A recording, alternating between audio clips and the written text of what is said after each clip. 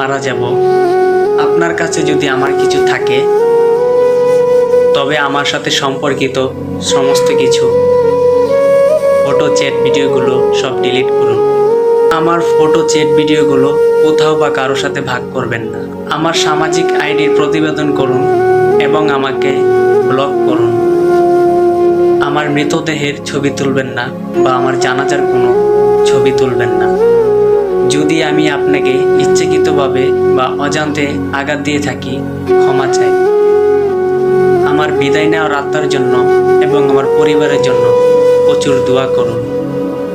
আমার বন্ধুরা যেন আমার পরিবারের সদস্যর সাথে দয়া করে যোগাযোগ করে। যদি অর্থ সম্পর্কে কোনো সমস্যা থাকে, অন্যথায় এগুলি গ্রহণ করবেন না দয়া করে।